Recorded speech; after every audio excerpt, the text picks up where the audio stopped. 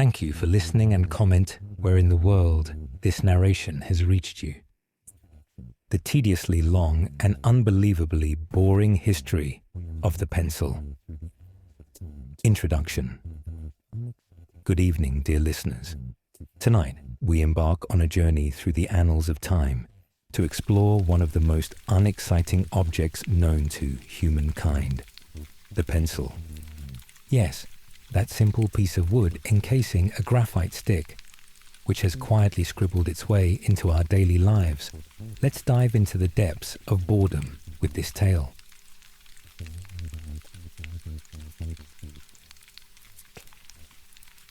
Pre-pencil writing tools.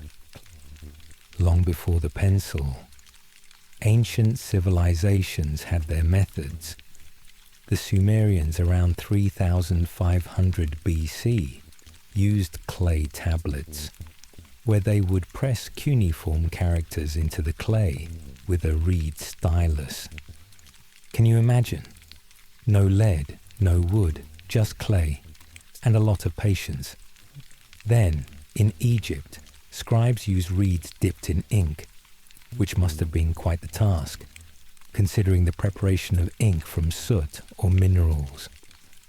And let's not forget the Romans, who used styluses made from bone or metal to etch into wax tablets. Imagine the daily life of a Roman scribe, endlessly scratching at wax, occasionally melting it down to reuse.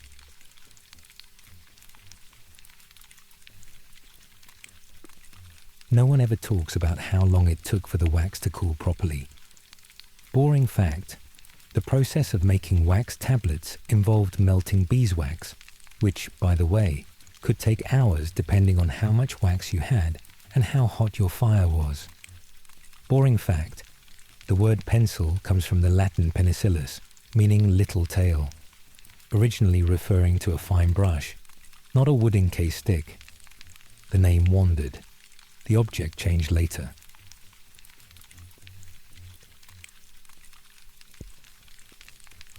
The discovery of graphite.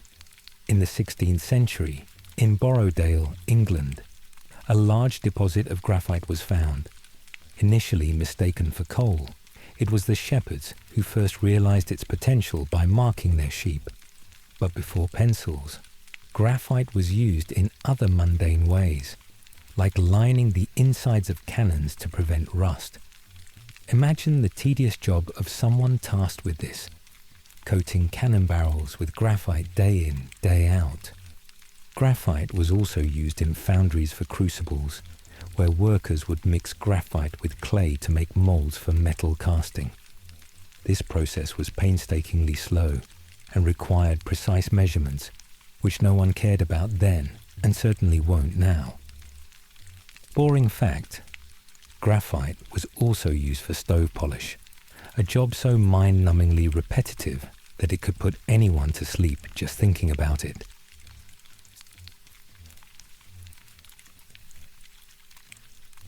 A small correction that will not thrill you. Pencils do not contain lead. The core is graphite and clay. We repeat, without emphasis, not lead, graphite and clay. The early pencil. When graphite was first put into wood, the result was messy. Early pencils were essentially graphite sticks wrapped in string or sheepskin. The wood casing came later, but even then, it was a crude affair. Imagine woodworkers in Germany meticulously carving out each pencil by hand, ensuring the graphite fit just right, only for users to complain about splinters. In Italy in the 1560s, craftsmen such as Simonio, and in some accounts Lindiana, Bernacotti, hollowed out juniper, laid in graphite, and glued the halves back together about the same time. In 1565, Conrad Gessner recorded a simple wood holder for a graphite core. These are quiet footnotes, but they linger.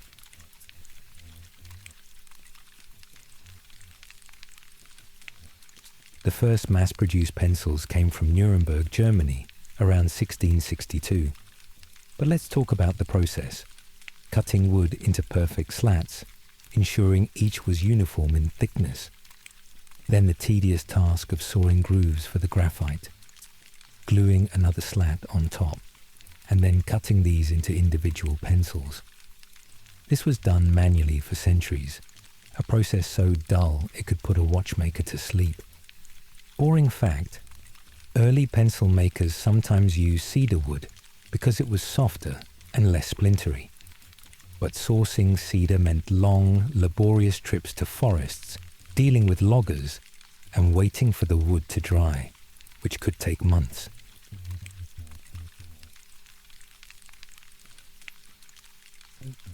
Wood slowly.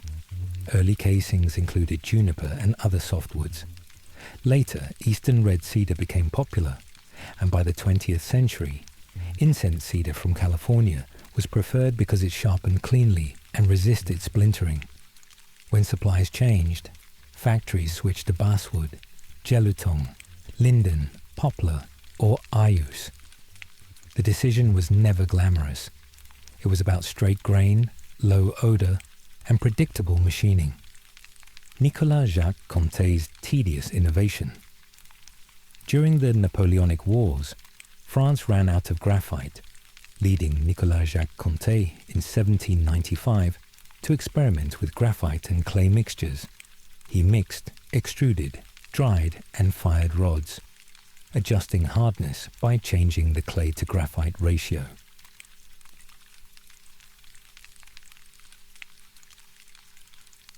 The process of figuring out the right ratio of clay to graphite for different hardness levels was not just science.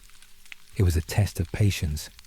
He had to mix, bake, test, repeat, all while keeping meticulous notes in a time when writing was already slow and cumbersome. Boring fact, Conté's method required the clay and graphite to be pulverized and mixed, which was done by hand, taking hours just to prepare enough material for a small batch of pencils.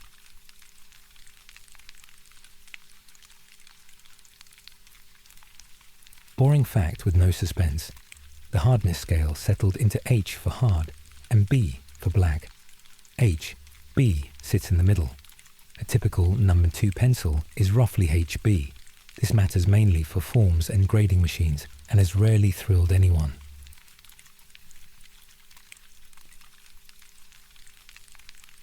Early American production, without drama. In 1812, William Monroe, a cabinet maker in Concord, Massachusetts, produced early American wood-cased pencils, the Thoreau family, including Henry David Thoreau, improved cores by adopting the Conté process, mixing local graphite with clay and firing for consistency. Joseph Dixon expanded production later in New Jersey, building machines and scaling output. The pace was slow. The changes were incremental.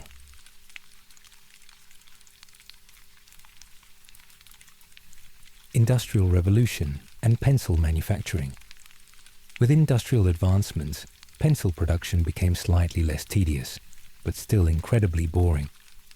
Machines were developed to cut wood more uniformly, but this meant workers had to adjust these machines daily, dealing with jams, misalignments, and the constant need for oiling parts to keep them running smoothly. Boring fact, the process involved gluing the graphite clay core into wood slats, waiting for it to dry, then sawing, shaping, and sanding, which created a lot of dust, leading to countless hours of cleaning.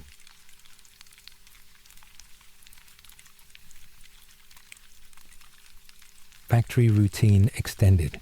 Cedar slats are planned to thickness. A gang saw cuts grooves, 8 to 10 per slat. Fired graphite clay rods, made by extruding paste and baking in a kiln, are laid into the grooves glue. Once cassane, now often PVA, is applied. A second slat is pressed on top to make a sandwich. The sandwich is cured. A profiler cuts hexagonal or round shapes. Sanders remove roughness. A primer coat is applied, then multiple color coats, dried between passes. Ends are dipped. Grade and brand are stamped, often in foil. Ferrules are crimped, aluminum or brass, and erasers inserted. Usually, SBR rubber or vinyl straightness is checked. Cores are centered, sharpenability is tested, pieces are counted, and boxes are closed. It happens all day. It does not hurry. Boring fact: dust collection systems quietly pull away graphite and wood fines, which are disposed of according to regulations most people will never read.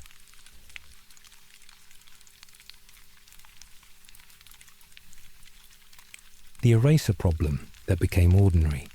In 1770, Edward Nunn sold natural rubber as an eraser. It degraded. In 1839, vulcanization stabilized rubber. In 1858, Hyman Lipman patented a pencil with an eraser attached. The patent was later invalidated. The combination remained: a ferrule, a crimp, a small cylinder of rubber or vinyl, attached, used, worn down, replaced by another.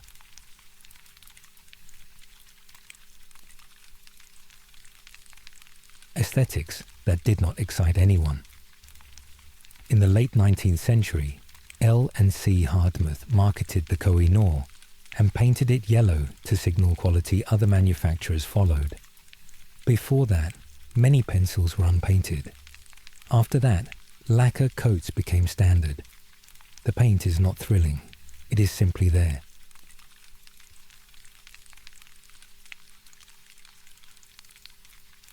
Mechanical pencils quietly advancing. Early propelling designs appeared in the 1800s. Samson Morden and John Isaac Hawkins patented a version in 1822. Later refinements in the 1870s and beyond standardized feeds. By the 20th century, 0.5 millimeters, 0.7 millimeters, 0.9 millimeters leads, polymer bonded to reduce shattering clips, knurling, and eraser caps changed, but slowly.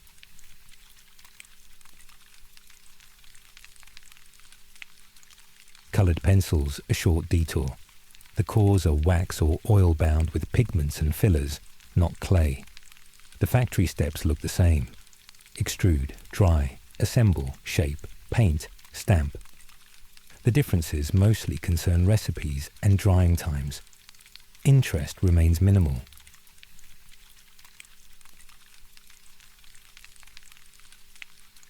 Standards and wood again. Many factories now use FSC or PEFC certified wood. Adhesives cure faster. Waterborne coatings replace some solvent-based lacquers. ROAHS limits certain pigments. None of this is dramatic, but all of it is recorded in batch logs, oven charts, and maintenance forms.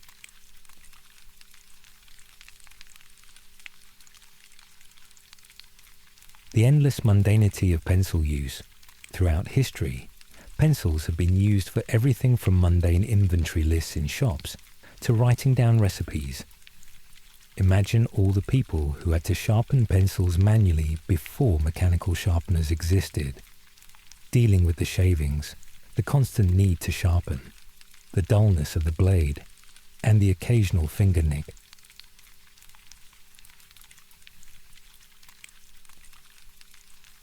Boring fact: in schools, teachers would spend part of their day not teaching, but collecting dull pencils, operating a wall-mounted sharpener that squeaked the same way every time, emptying the shavings cup, and sending students back to their desks with a reminder not to press too hard.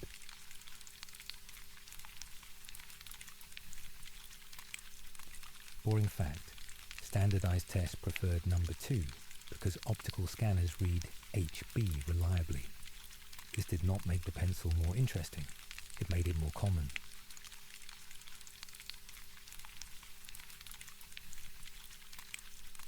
Lead versus graphite. Pencil lead is not lead. It is graphite and clay. The term persisted because graphite was once misidentified.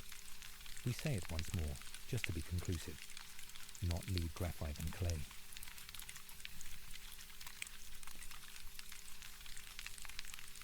Modern factories. The lines run with small optimizations, better dust capture, tighter tolerances on core centering, incremental energy savings in kilns, and automated vision systems that look at every pencil so a person does not have to forklifts move slowly. Pallets wait. Labels are printed. Nothing sudden happens.